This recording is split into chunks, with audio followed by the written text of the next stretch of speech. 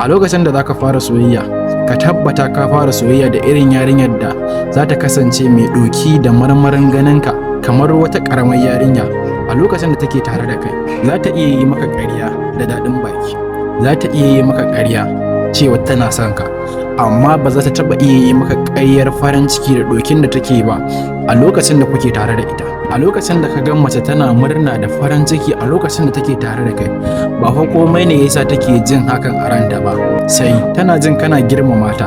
kuma kana ƙaunarta, kana ba ta kulawa fiye da yadda take tsammani, kuma tana jin kai jagora ne a rayuwarta, saboda a lokacin da take tare da kai ba ta jin tsoron komai. Wannan murnar da jin daɗin da take yana nufin kasancewarta a tare da kai kaɗai yana saka ta farin ciki, ba wai kuɗinka ba,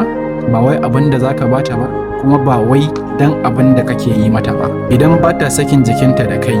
kullum cikin kunci, kuma ya kasance kamar kullum takura mata kake a lokacin da ka zo wurinta, ka sani ba son ka take ba abokina, abin hannunka take so. Ka tabbata ka zaɓi macen da take farin ciki da annashuwa a duk lokacin da ka ce mata za ka zo wurinta, ko ka kira ta a waya, ko kuma ta yi ido huɗu da kai. Allah ya sa mu dace.